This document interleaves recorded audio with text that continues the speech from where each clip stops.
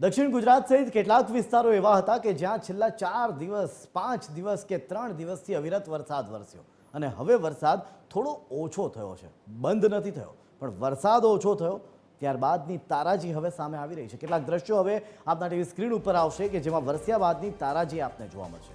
સુરત જિલ્લામાં 3 દિવસથી વરસાદનું જોર ઘટ્યું છે, વરસાદે વિરામ લીધો પણ પરેશાની હજી પણ યથાવત છે।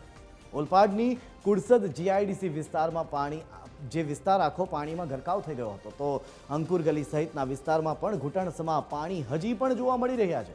વરસાદ બંધ થઈ ગયો છતાં પાણી ન ઓસરતા લોકો પરેશાન થઈ ઉઠ્યા છે। જીઆઈડીસી વિસ્તાર હોવાથી મોટા પ્રમાણમાં અહીં લોકોની અવરજવર હોય છે ત્યારે કામદારો કેમિકલયુક્ત પાણીમાંથી પસાર થવા માટે મજબૂર થયા છે। ગટર લાઇનની યોગ્ય સફાઈ ન થતી હોવાના પણ અહીં વિસ્તારના લોકો આક્ષેપ કરી રહ્યા છે। તો બીજી તરફ સુરતમાં ખાડીપુરને લઈ લોકોમાં હવે રોષ ફાટી નીકળ્યો છે। પર્વત ગામની સોસાયટીઓમાં લોકોનો રોષ ભભૂકી ઉઠ્યો। સોસાયટીની બહાર રાજકીય પક્ષો વિરુદ્ધ હવે બેનરો લાગી ગયા છે। નંદનવન રો હાઉસના ગેટ પર નવા બેનરો લાગ્યા છે જેમાં તેમણે લખ્યું છે કે કોઈ પણ પક્ષવાળાએ આ લાઇનમાં આવવું નહીં, ખાડીપુરનો નિકાલ ન થાય ત્યાં સુધી વોટ માંગવા પણ નહીં આવવું। ખાડીપુરના કારણે સોસાયટીના ઘરોમાં પાણી ભરાઈ ગયા હતા। 3 દિવસ સુધી લોકો પોતાના જ ઘરમાં કેદ થવા મજબૂર થઈ ગયા હતા।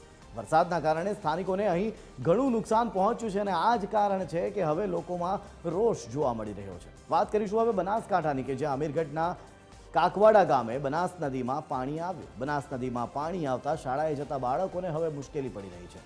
કેડસમા પાણી કે જે વહી રહ્યા છે ત્યાંથી વાલીઓ બાળકોને ખભે ઉચકીને રસ્તો પાર કરાવવા માટે મજબૂર બન્યા છે। બનાસ નદીના સામેના છેડે કાકવાડા સહિતના અનેક ગામડાઓ છે। નદીમાં પાણી આવતા સામા કાંઠે જવામાં પણ મુશ્કેલી છે। જીવના જોખમે અહીંથી લોકો સામે કાંઠે જઈ રહ્યા હોય એ પ્રકારના દ્રશ્યો સામે આવ્યા છે। અમીરગઢના પાણીમાં થઈને લોકો જોખમી રીતે પસાર થઈ રહ્યા છે। પશુપાલનનો વ્યવસાય કરતા તમામ લોકોને હાલ માથે દૂધ ઉપાડીને જવું મુશ્કેલી પડી રહી છે। નદી ઉપર વર્ષોથી પુલ બનાવવાની લોકો માંગ કરી રહ્યા છે પણ એ માંગ પૂરી ન થતા હવે લોકો જીવના જોખમે એ નદીને પાસાર કરવા માટે મજબૂર બન્યા છે।